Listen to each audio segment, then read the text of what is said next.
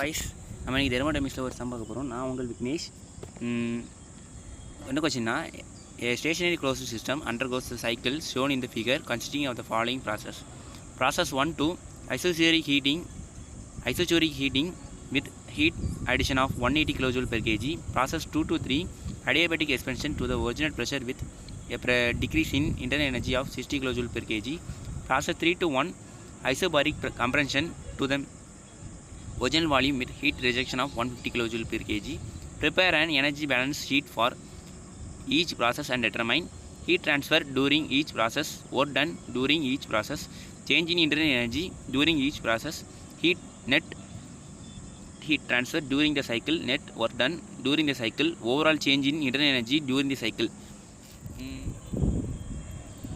Problem statement. இதில் என்ன கொஸ்டினில் என்ன கொடுத்துருக்காங்கன்னா, 1-2 ப்ராசஸில் வந்து ஐசோஸ்பெரிக் வால்யூம் வந்து கான்ஸ்டன்ட் இருக்காங்க. ஐசோஸ்பெரிக்னா வால்யூம் வந்து கான்ஸ்டன்ட். அந்த 1-2 ப்ராசஸில் வந்து ஹீட் வந்து ட்ரான்ஸ்ஃபர் வந்து 180 kJ per kg வந்து ஆட் ஆகிருக்குங்காங்க. 2-3 ப்ராசஸில் வந்து அடியாபெட்டிக் எக்ஸ்பென்ஷன்னா ஹீட் ட்ரான்ஸ்ஃபர் வந்து 0. இன்டர்னல் எனர்ஜி வந்து டிக்ரீஸ் ஆகிருக்குங்காங்க. எவ்வளோ ஆயிருக்குன்னா 60 kJ per kg. அப்போ சேஞ்சிங் இன்டர்னல் எனர்ஜி வந்து -60 kJ per kg. மூணாவது ப்ராசஸில் வந்து ஐசோபாரிக் கம்ப்ரெஷன்னா ப்ரெஷர் வந்து கான்ஸ்டன்ட். அதில் வந்து compression to the original volume heat rejection of 150 kJ per kg. Heat வந்து எவ்வளோ ரிஜெக்ஷன் ஆகிருக்குன்னா 150 kJ per kg. அப்போ ஹீட் வந்து Q வந்து -150 kJ per kg. இதன் மூலமாக ஒரு சம்மரி டேபிள் போடுறேன். பார்த்தீங்கன்னா ப்ராசஸ் வந்து 1-2ல் வந்து ஐசோஸ்பெரிக்னு போட்டிருக்கேன். டைப் வந்து 2-3ல் வந்து அடியாபெட்டிக் எக்ஸ்பென்ஷன் போட்டிருக்கேன். 3-1 வந்து ஐசோபாரிக் கம்ப்ரெஷன் போட்டிருக்கேன். ஹீட் வந்து ஃபஸ்ட்டு ப்ராசஸில் வந்து ஹீட் வந்து 180 kJ per kg. ஒர்க் வந்து தெரியல, ஒர்க்கு கண்டுபிடிக்கணும், டெல்யூ வந்து கண்டுபிடிக்கணும். 2-3ல் வந்து கியூவும் கண்டுபிடிக்கணும். ஆனால் வந்து அடியாபெட்டிக் எக்ஸ்பென்ஷனால் ஹீட் வந்து 0ன்ட்டாங்க. ஒர்க் வந்து ஃபைன் பண்ணணும். டெல்யூ வந்து -60 kJ per kgன்னு கொடுத்து சொல்லிட்டாங்க.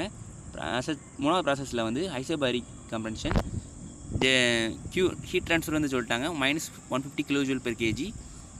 ஒர்க் வந்து ஃபைன் பண்ணணும், டெல்யூவும் ஃபைன் பண்ணணும். ஸோ ஃபஸ்ட் ப்ராசஸ் வந்து நமக்கு யாருக்குமே தெரியும் ஒர்க் வந்து 0ன்னு. ஏன்னா வால்யூம் வந்து கான்ஸ்டன்ட்னால ஒர்க் வந்து 0ன்னு தெரியும். அது மூலமாக டெல்யூ வந்து நம்ம கண்டுபிடிச்சிடலாம். எப்படின்னா Q = del U + W இந்த ஃபார்முலா வச்சு நம்ம கண்டுபிடிக்கலாம். இதன் மூலமாக 2 வேல்யூ தெரிஞ்சுட்டு அப்போது 3வது வேல்யூ நம்ம கண்டுபிடிச்சிடலாம். அப்போது ஃபஸ்ட் ப்ராசஸில் வந்து நான் சொன்ன மாதிரி ஹீட் ட்ரான்ஸ்ஃபர் வந்து 180 kJ per kg, வால்யூம் வந்து கான்ஸ்டன்ட்னால ஒர்க் வந்து 0. இதன் மூலமாக நம்ம அது ஃபார்முலா போடுவோம். ஃபஸ்ட் லா படி Q = del U + W. அப்போது நமக்கு டெல்யூ நம்ம என்ன கண்டுபிடிக்கணும்னா டெல்யூ வந்து கண்டுபிடிக்கணும். டெல்யூ வந்து இன்டர்னல் எனர்ஜி, சேஞ்சிங் இன்டர்னல் எனர்ஜினால W அந்த பக்கம் கொண்டு போய் டெல்யூ = Q - W அப்படின்னு போட்டிருக்கோம். Q வந்து தெரியும் 180 kJ per kg minus work done வந்து 0னால டெல்யூ வந்து 1 + 180 kJ per kg கிடச்சிருக்கு. ப்ராசஸ் 2 ரெண்டாவது ப்ராசஸில் வந்து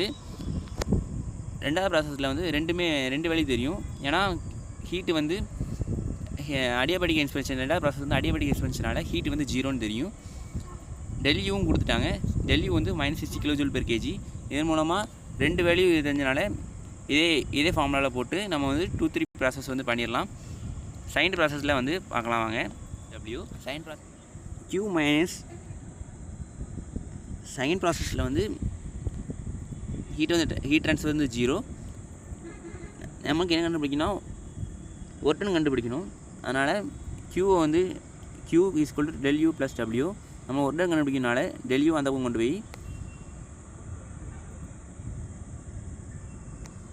போய் W = Q - del U. Q வந்து தெரியும் 0ன்னு. டெல்யூ வந்து -60 kJ per kg. மைனஸ்னால ப்ளஸ் ஆயிரும். ஒர்க் வந்து நம்மளுக்கு என்ன கிடச்சிருக்குன்னா 60 kJ per kg கிடச்சிருக்கு. இப்போ வந்து மூணாவது ப்ராசஸ் போவாங்க. மூணாவது ப்ராசஸில் வந்து என்னெல்லாம் கொடுத்துருக்காங்க. மூணாவது ப்ராசஸ் வந்து ஐசோபரிக் கம்ப்ரஷன் ப்ரெஷர் வந்து கான்ஸ்டன்ட். கிவன் வந்து ஹீட் ட்ரான்ஸ்ஃபர் மட்டும் தான் கொடுத்துருக்காங்க. -150 kJ per kg. உடனும் கொடுக்கல, டெல்லியும் கொடுக்கல. ஆனால் நமக்கு வந்து நம்ம ஏற்கனவே ஃபஸ்ட் ப்ராசஸ் சைன் ப்ராசஸ்லேயும் டெல்லி வந்து கண்டுபிடிச்சிருக்கோம். இதன் மூலமாக இன்னொரு ஃபார்முலா ஒன்று இருக்குது. Summation of change in internal energy is equal to 0ங்குவாங்க. என்னென்னா ஒரு அந்த சிஸ்டம் வந்து எத்தனை ப்ராசஸ் போயிருக்கு, அந்த ஓவரால் ப்ராசஸையும் கிடைச்ச இன்டர்னல் எனர்ஜியை நம்ம ஆட் பண்ணும்போது ஓவரால் சமேஷன் வந்து 0ன்னு சொல்கிறாங்க. அப்போது நம்ம வந்து ஃபஸ்ட் ப்ராசஸுக்கும் சைன் ப்ராசஸுக்கும் டெல்லி வந்து நம்மளுக்கு தெரியும். தேர்ட் ப்ராசஸ்க்கு மட்டும் தான் கண்டுபிடிக்கணும். அதனால் ஃபஸ்ட் ப்ராசஸுக்கான change in internal energy plus second ப்ராசஸுக்கான change in internal energy plus third ப்ராசஸுக்கான change in internal energy is equal to 0. First ப்ராசஸுக்கான change in energy 180 kJ per kg.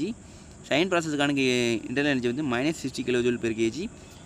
Third ப்ராசஸுக்கான சேஞ்ச் இன் இன்டர்னல் எனர்ஜி வந்து நமக்கு தெரியலனால அதை வேரியபிளாக வச்சு some செய்வோம்.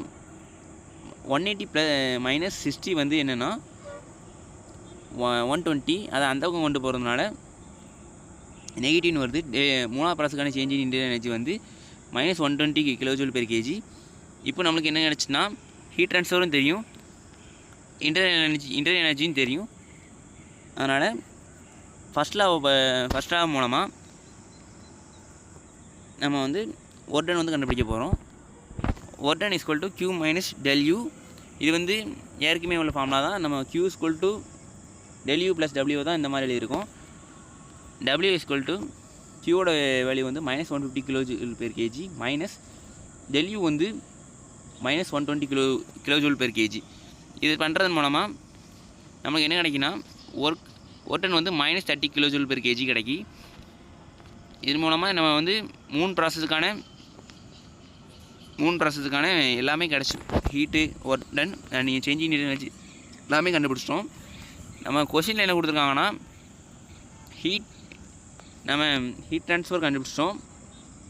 Heat transfer during each process ஒவ்வொரு ப்ராசஸுக்கான ஹீட் ட்ரான்ஸ்ஃபரும் ஒர்க் டனும் கண்டுபிடிச்சி விட்டாங்க. சேஞ்ச் இன் இன்டர்னல் எனர்ஜியும் ஈச் ப்ராசஸுக்கான கண்டுபிடிச்சி விட்டாங்க. இப்போ நம்ம என்ன கண்டுபிடிக்கோங்க, நெட் ஹீட் ட்ரான்ஸ்ஃபரும் நெட் ஒர்க் டனும் கண்டுபிடிச்சிருக்காங்க. Overall change in internal energy இந்த மூணு நம்ம கண்டுபிடிக்கணும். அது வந்து நான் சொல்லியிருக்கேன். ஃபஸ்ட்டு நான் வந்து நெட் ஹீட் ட்ரான்ஸ்ஃபர் கண்டுபிடிக்க போகிறோம். ஃபஸ்ட் ப்ராசஸில் 180 kJ per kg. செகண்ட் ப்ராசஸில் வந்து 0, ஏன்னா அடியபடிக் எக்ஸ்பென்ஷனால் ஹீட் ட்ரான்ஸ்ஃபர் வந்து 0. தேர்ட் ப்ராசஸில் வந்து -150 kJ per kg. ரெண்டுமே ஆட் பண்ணும்போது +30 kJ per kg கிடைக்கிது. இந்த எழுதியிருக்கேன் பாருங்கள். அடுத்து work done net work done நம்ம கண்டுபிடிக்க போகிறோம். ஃபஸ்ட்டுக்கு summation of W = first work done வந்து ஃபஸ்ட் ப்ராசஸில் ஒர்க் டன் வந்து 0, செகண்ட் ப்ராசஸில் வந்து +60 kJ per kg, தேர்ட் ப்ராசஸில் வந்து -30 kJ per kg. இதன் மூலமாக நெட் ஒர்க் டன் வந்து சமேஷன் ஆஃப் W = 60 + 0 + 60 - 30 பண்ணுறது மூலமாக +30 kJ per kg கிடைக்கிது.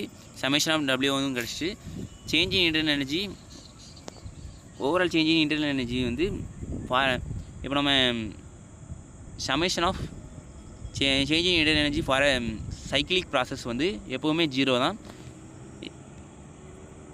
இதன் மூலமாக எல்லாமே கண்டுபிடிச்சிட்டோம். நம்ம கொஸ்டினில் கேட்டால் எல்லாமே கண்டுபிடிச்சாச்சு.